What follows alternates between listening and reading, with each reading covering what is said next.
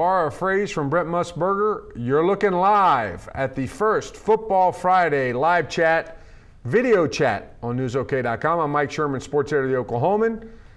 We're going to try to do this frequently through the season, hopefully every Friday. Just try to talk about college football, the thing that captivates our readership, the country, everything else. And here to join me today via remote is our columnist Jenny Carlson. And soon welcome Jenny. And soon to join us will be our OSU beat writer Gina Mizell. We're going to talk. Hi Gina. We're going to talk about what they've written this week, about the games they're covering, where they're going, what they think. We're going to have them defend their picks, and we're going to take your questions. Right now, Jenny's hosting a live chat on newsok.com, our weekly power or daily power lunch, 11 o'clock every day at newsok, and she's fielding questions there. She'll drag them in. Ladies, let's start with Jenny. Jenny, first, you owe me a column. What are you working on right now? I do owe you a column for Saturday. I am working on that. Basically, it's going to be looking at Oklahoma State's game against Savannah State, and obviously a not very good opponent. We've written about that. And I'm asking the question, what can Oklahoma State learn? What can they gain from this game? Because we know that they're going to win that. They're going to win on Saturday.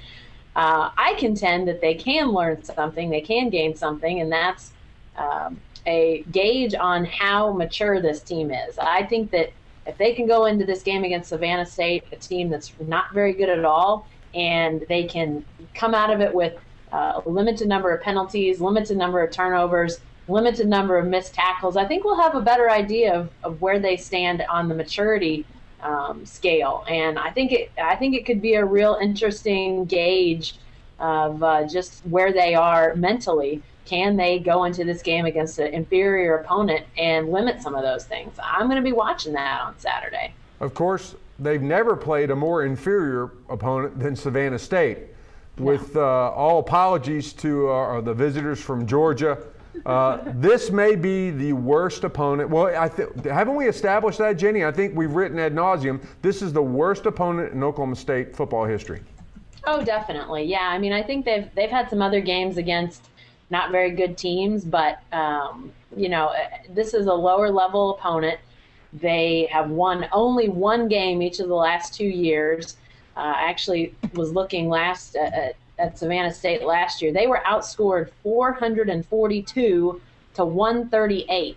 So not only did they lose games, they got blasted in a lot of those games. So this is not a good team at all. I'm not a mathematician, but that seems like a whole lot to a little. And Gina, you weren't around when Brandon Whedon made his starting debut, but under Dana Holgorsen and the new air raid offense, OSU had an opener sort of like this. Remember, Jenny? They opened against Louisiana Lafayette. I mean, again, Louisiana Lafayette would beat Savannah State 70 to whatever, too. But remember that opener the Cowboys had? And, Jenny, they didn't show the maturity. They had a 27-year-old quarterback, I think, at that time, and they came out and played poorly. They kind of went Whedon hurt his hand. There was just all kinds of problems. They were hanging around. And now, Gina, they have a freshman quarterback. How do you think they're going to pass the maturity test?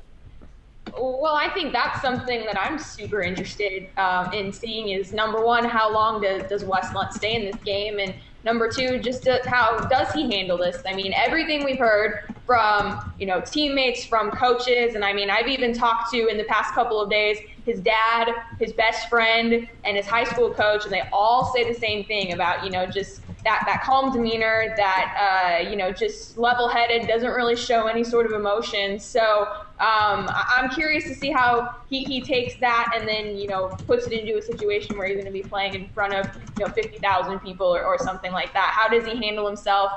Yes, it's Savannah State. Yes, it's a, clearly inferior opponent, but still, it is a college game. It is a college team, and it's his first start. So I'm just curious to see how he kind of gets into the flow of the offense and how he directs this team and just how he performs and how long the coaches keep him in there before he goes on the road next week to play at Arizona. If you're just joining us now, this is the first broadcast of our Football Friday video chat on News OK. I'm Mike Sherman, sports editor, here with our columnist Jenny Carlson and our OSU beat writer Gina Mizell, and we're talking about this weekend in college football. It's already started, actually. 2 games last night, very intriguing games. Gina and Jenny will be in Stillwater on Saturday for the Savannah State OSU game. And Gina, I was going to stick with that Wes Lunt theme that you were just talking about, and wondering if you're on the Lunt family Christmas card list. I mean, nobody has talked to the Lunt family or the folks up in Illinois about young Weston Lunt than you have. Talk about sort of how you've gotten to know them and what you've gotten to know about them.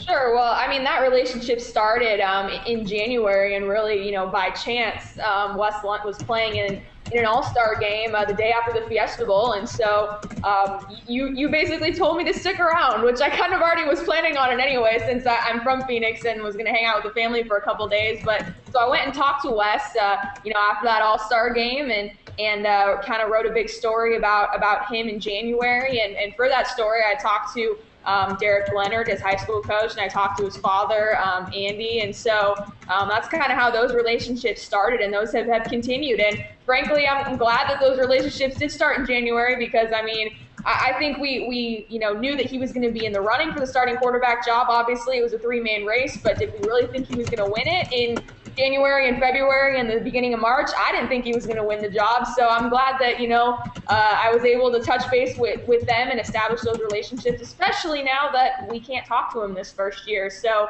I've kind of been going around Wes Lunt without actually talking about Wes Lunt, or talking to Wes Lunt. So it's been an interesting relationship. But yeah, they've all been great. And again, I know I'm probably not the only person that's calling them to talk to them about Wes. So I appreciate that they always seem to take the time. But yeah, I've really enjoyed getting to know them throughout this process, and we'll probably get to know them even better the next 3-4 years or so. Just based on your conversations with him over time, like you said, in January you were out there for his high school all-star game. It was, like as you said, it was sort of a trifecta. Perfect timing after the Fiesta Bowl. He was out there, and that's your home. We like those kinds of things around here. But what kind of people are the Lunts? They're really, they're just kind of nice people. Rochester is a small town.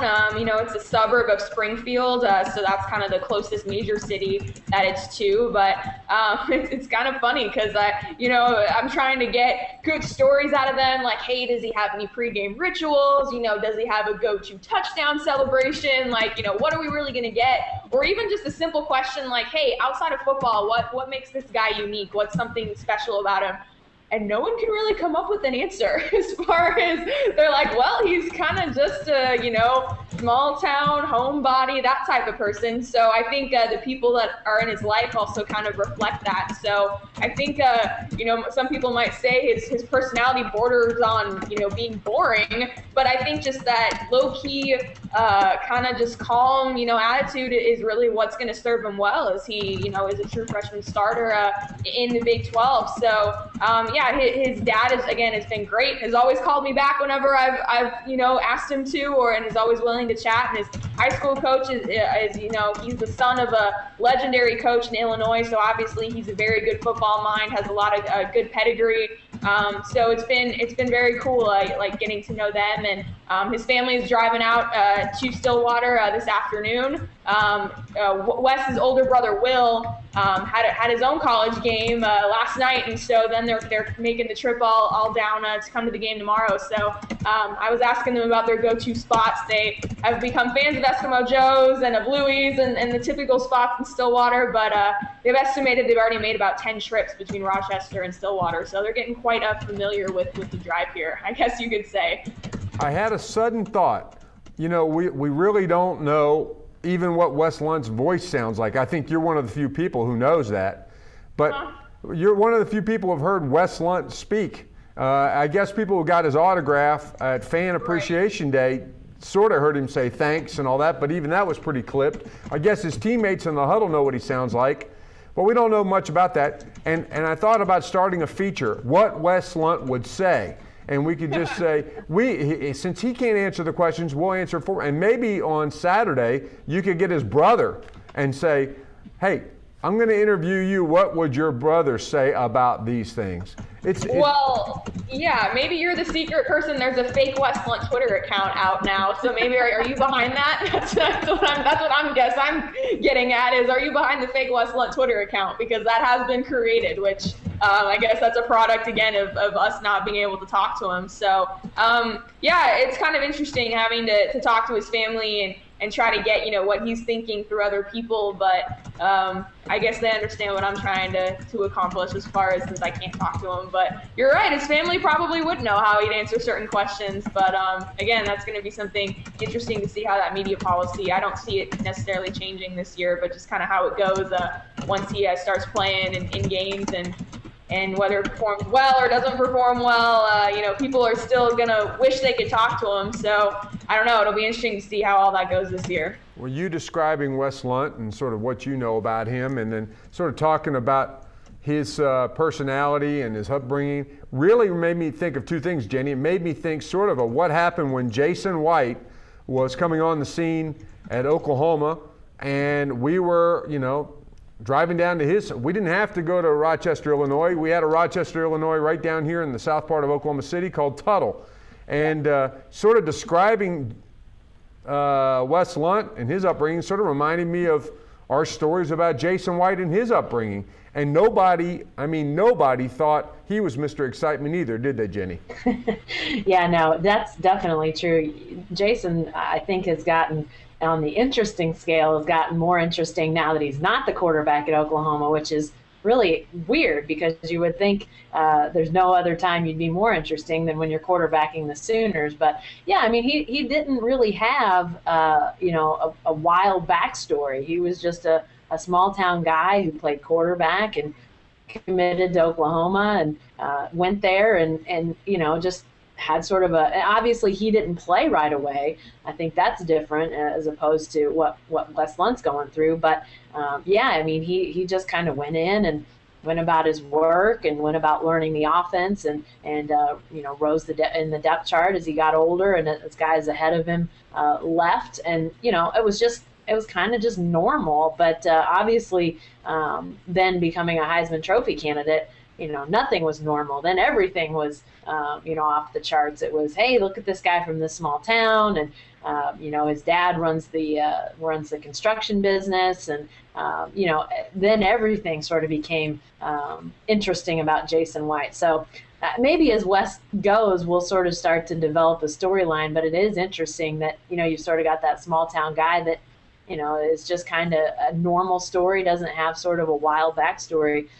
We'll see as these games go. I bet we might start to find out a little bit more about him.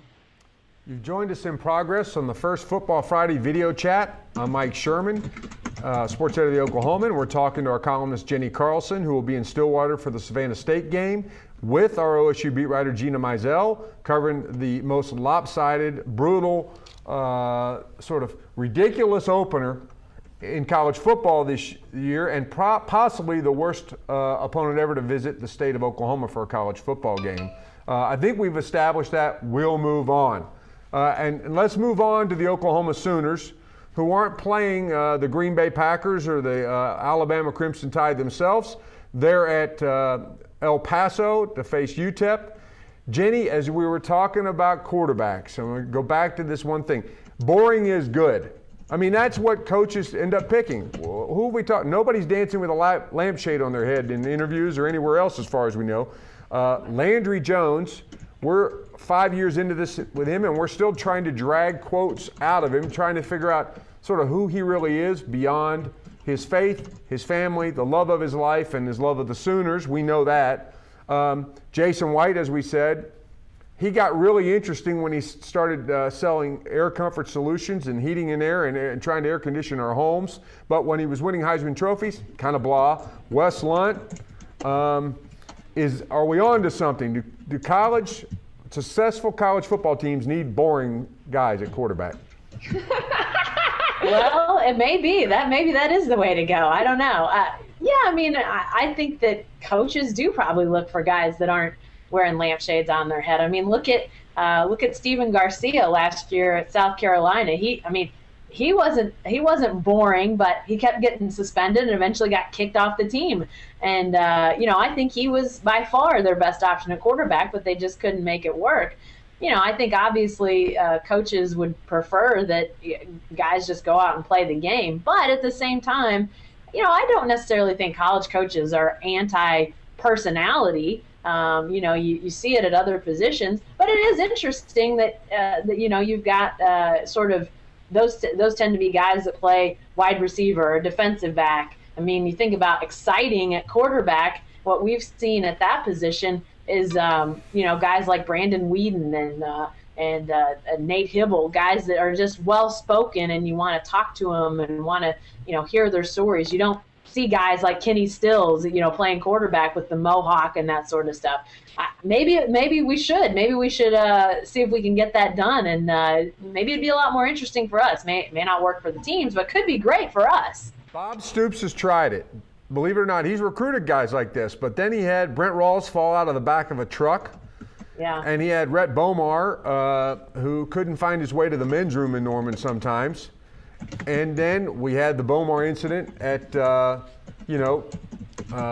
putting in time that he didn't work. Got everybody in trouble, including himself. He got banished. So, Bob, maybe boring is better. It seems to work. I don't really remember, Gina, this before your time, the last Oklahoma State quarterback who sort of had a flair. I guess I saw Poe Guy did. Josh Fields, what was he like, Jenny? He was an interesting character, I thought. Not sort of wild, but just he sort of had some quirks to him. Obviously played baseball too for Oklahoma State, and he was a guy that had kind of an interesting, quirky personality, but he definitely wasn't a guy that you thought was going to go out and do something crazy to the point of getting people in trouble or getting himself in trouble, which we never saw. I mean, that never did happen with Josh Fields. But he was definitely kind of a quirky guy, would say and do stuff from time to time that was just, humorous and a little off the wall. But like I said, nothing that would be over the top. And frankly, you talk about even guys like a Kenny Stills or, that maybe have a little bit of a wild hair to him. But, I mean, Kenny Stills hasn't done anything to get himself in trouble. So just because you've got the outward appearance of tattoos and hair and, stuff that's maybe a little bit, off the beaten path doesn't mean you're necessarily going to do something that is going to get yourself in trouble. I think we've seen that. I think you can still have your mohawk or whatever and be a good teammate, be a good team player. But there's obviously guys that have that, and it's not the case that they're good guys and don't get in trouble. So one does not necessarily mean the other, but right. I think at quarterback, bland is probably the coach's preference. You just don't see many quarterbacks like this. Now let's go back onto the field. We should say we'll have our OU beat writers joining us as this goes on. But right now they're flying to El Paso along with the President of the United States. Barry Trimble blogged about this. He said, no offense, President Obama, but could you stay away because you're getting ready to complicate my day in El Paso. I guess they're headed for some, they're going to block off the streets, and the president picked today to make a speech in El Paso. So that's going to be interesting. We'll find out if Barry had lunch with him. But Jenny, I want to get your take on the UTEP-OU game, a 9:30 kickoff out there in the great state of Texas. And what's the importance of this game? Well, I mean, obviously you want to go out and win your opener. The road aspect of it is interesting. Haven't been too many of those in the Bob Stoops era. Had the neutral site game against BYU a couple years ago. Not a good memory for Sooner fans. Obviously, the game in which Sam Bradford had that shoulder injury that dogged him the rest of the year and ultimately knocked him out of that season and ended his career. That was the end of his career at Oklahoma. So clearly not the game you want to have as your last opener away from Norman. But I do think they're a lot better than UTEP. I think they can go in and establish some things. You want the offense to get off on a good foot with some new guys at wide receiver. You want to see how Dom Whaley performs coming back from that ankle injury. But I think as much as anything, you want to see what your defense does. That's obviously been the focus all off season. What is this defense going to look like? And is it going to be essentially the same defense, or is it going to be a different defense? I don't know the answer to that. We were talking, you and I, Mike, that there's sort of some read between the lines things that make you think maybe this is a little bit of a new scheme.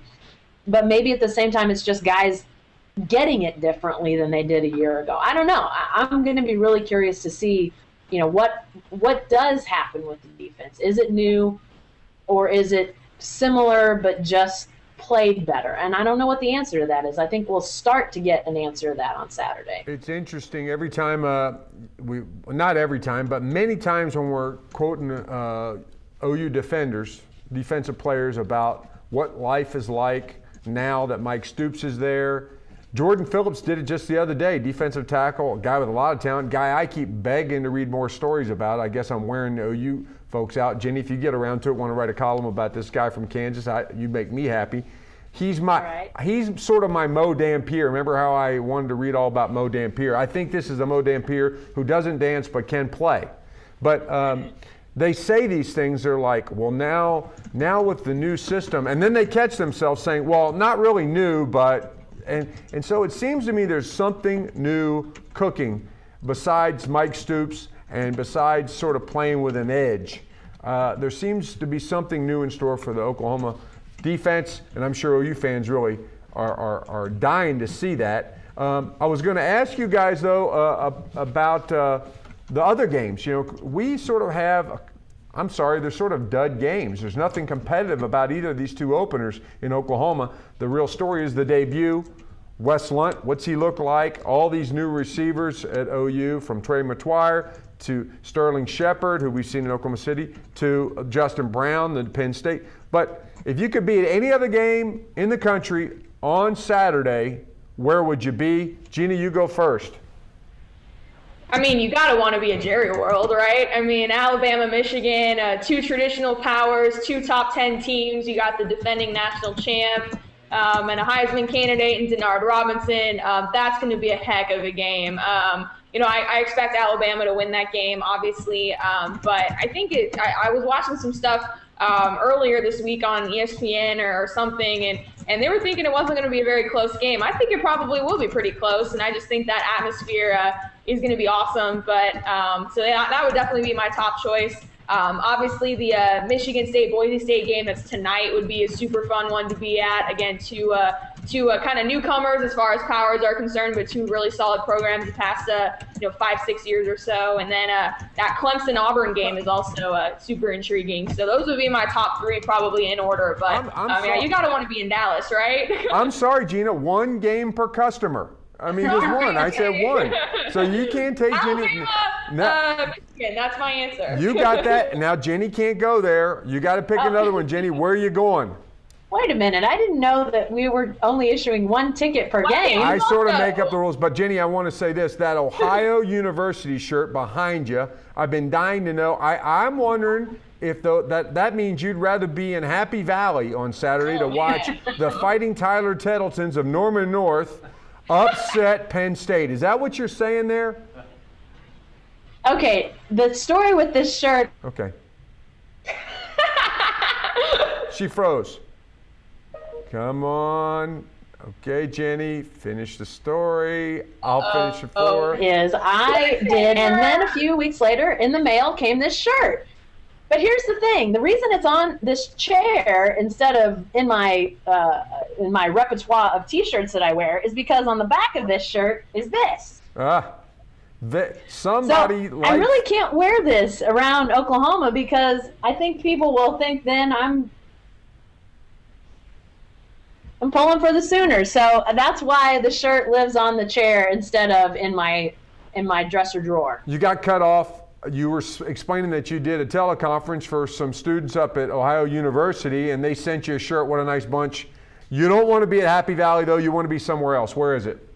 Now, I would probably say, Gina mentioned that Boise State, Michigan State game. I think that would be to me, if I can't go to Jerry World, if Gina gets that ticket, I would go to East Lansing. That's a Friday night game. That's tonight. And people in East Lansing, they love their game day. It's a place that I would like to see a game, just because I know that it's a big time game night atmosphere, and obviously on a Friday night, I think it's going to elevate the excitement level there. Boise State, first time in a long time that Kellen Moore hasn't been quarterbacking Boise State. I don't think Boise State's going to be as good this year as they were last year. You can't lose a Kellen Moore and not take a bit of a step back, but I still think they're going to have a heck of a team. That's going to be a pretty good game in my estimation. So I would go there if I could pick a game that wasn't Alabama-Michigan, because, man, that's going to be a fantastic game down in Dallas Arlington on Saturday night. I'm going to be in the office. While you guys are having fun in Stillwater, I'll be at the home office watching everything. But if I could be anywhere, I'd be in Dublin, Ireland. At 7 a.m. Oklahoma time, watching the Fighting Irish on the road. The Irish is on the road team in Dublin. Who did? Who chose? And only the power of the United States Navy could make that happen. Because they got guns and ships and all that kind of stuff, and all the Irish have is sort of a freshman quarterback. So the Navy's might and power still reigns. They're the home team on Irish soil. Amazing. Be a great game. Get up at 7 o'clock and watch it. And by the way, come back next Friday for another Football Friday Hangout here at News OK video chat. Thanks to Jenny Carlson, our columnist, and Gina Mizell, our beat writer for Oklahoma State. And you can stay with the best coverage team any day, every day at News OK, and every morning in the Oklahoman. Thanks for joining us.